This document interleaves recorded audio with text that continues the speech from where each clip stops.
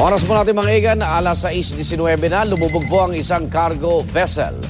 Matapos bumangga sa isa pang barko sa Iloilo. Maswerte namang na-rescue ang lahat ng tripulante ng lumubog na barko. Narito ang report ni Carol Belahio ng GMA Iloilo.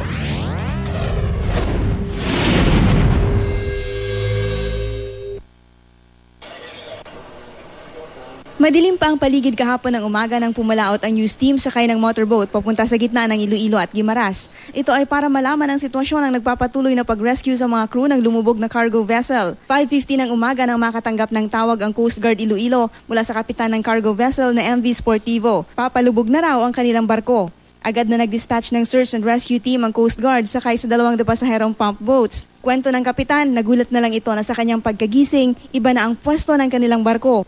Naanod umano sila dahil sa malakas na alon at hangin. Dumiretso palapit sa cargo vessel na MV Jehan 5 habang nasa anchorage area sa Iloilo Strait. Mga 15 minutos lang umano at tuluyang lumubog ang barko. Agad naman tinulungan ang mga na-rescue na crew.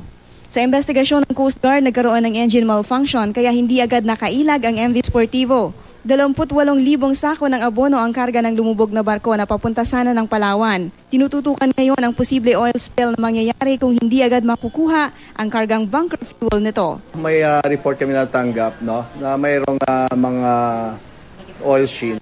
We cannot still ascertain kung saan talaga nanggaling. For all we know, yung barko mayroon siyang mga waste oil. Yan ang unang balita mula dito sa Iloilo City. Carol Belahio reporting.